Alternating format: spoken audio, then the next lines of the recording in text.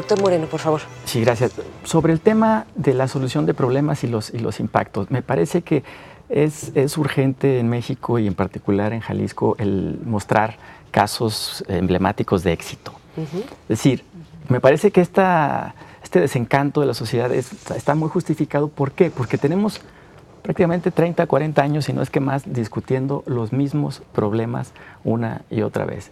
El tema de las inundaciones en temporada de lluvias, el tema de la sequía en temporada de no lluvias, el tema de la movilidad, el tema del transporte, etcétera, etcétera, etcétera. Entonces, son los mismos problemas recurrentes y crónicos. Y por otro lado, tenemos grupos de investigación muy sofisticados en el CINVESTAB, en la Universidad de Guadalajara, en el IPN, etcétera, etcétera, que están abordando esas problemáticas. Entonces, falta algo, hay una desconexión ahí estructural entre lo que los investigadores, los cuerpos académicos, los grupos de investigación están desarrollando y cómo se vinculan ya con las políticas públicas. Y menciono un caso que me pareció pues, hasta irónico, paradigmático, donde hace algunos años en Chapala se detectaron altos niveles de mercurio en algunos peces. ¿Quién investigó eso? ¿Quién desarrolló el caso de estudio y quién contribuyó a solucionar el problema? Con todo pesar lo digo, no fue la Universidad de Guadalajara, no fue la UNAM, no fue el CINVESTAB, fue Harvard. ¿Sí? Un profesor que se llama Enrique Cifuentes, mexicano, está en Harvard y de allá lo contactaron para que viniera un grupo de investigadores encabezados por Harvard a decirnos cómo estaba la situación. Y entonces, también, ¿qué estamos dejando de hacer las universidades y los centros de investigación en nuestro país, en nuestro estado, para poder desarrollar esas políticas que den resultados? Puede ser que el aura de prestigio de una universidad como Harvard, mejor una recomendación de ellos tiene más potencia, no lo sé, son hipótesis, pero urgen casos de éxito donde a través de la investigación se puede resolver un problema en distintas colonias, en Lomas del Centinela, en temas de desigualdad, en temas de movilidad, etcétera, etcétera, etcétera. En la región norte de Jalisco necesitamos dar resultados concretamente y eso creo que puede generar efectos multiplicadores. Bueno, en esta mesa está la academia, están los investigadores, está el Ejecutivo del Estado a través del ingeniero. Y a lo mejor pudieran llevarse de tarea de cómo hacer esa cadena, ingeniero, porque el ejemplo de Harvard, pero el ejemplo de las investigaciones en el río Santiago, la han hecho gente de la UNAM y otras investigaciones, y descubren lo mismo que el de Harvard. ¿Sí? Que hay arsénico y que hay otros metales pesados.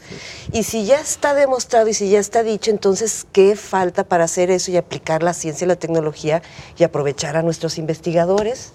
En ese caso que se dio, pero bueno, está el del transporte, está lo de la y un largo, etcétera, etcétera. Porque los estudios están. Ya, yo creo que ya no tengo que estudiar dónde se inunda, si ya sé dónde se inunda y cómo se inunda. En algunos temas. Lo que falta son decisiones, como se comentaba hace un momento, de hacer cumplir la ley y de generar las condiciones para que las políticas se implementen. Pero ya eso sale un poco del contexto y de los resortes de la academia. Y es un tema más de gobierno. Sí, así es. Y yo quisiera comentarte ahí una cuestión. La ciencia y la tecnología y la estructura que soporta la ciencia y la tecnología debe ser una estructura transversal y es el planteamiento que está en Jalisco a futuro. La ciencia por sí sola no puede resolver todos los problemas.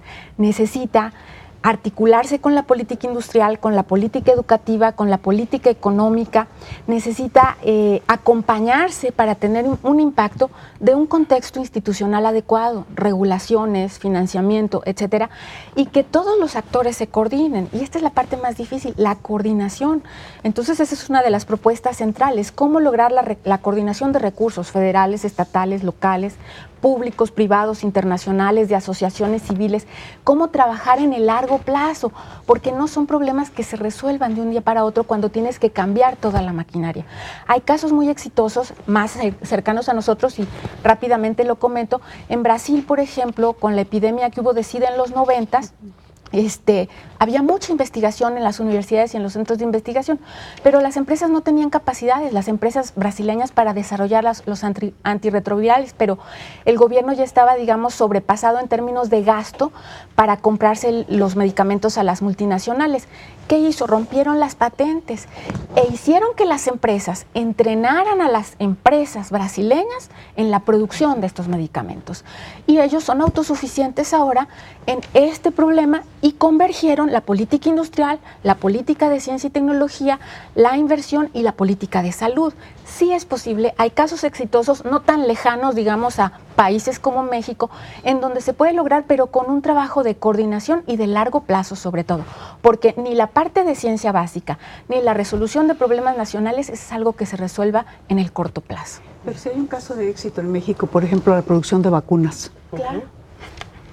Se producen aquí, se distribuyen aquí. Digo, hablábamos de casos de éxito.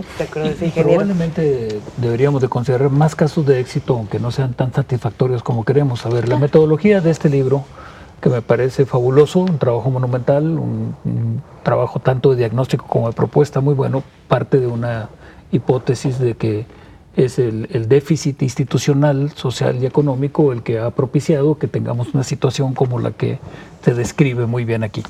Y bueno, eso yo creo que es lo que dice Carlos Iván, de que estamos sobrediagnosticados y que todos hemos de alguna manera reafirmado. Yo pondría ejemplos de éxito en México también, aunque estoy muy de acuerdo con lo que decía Ruth hace un momento.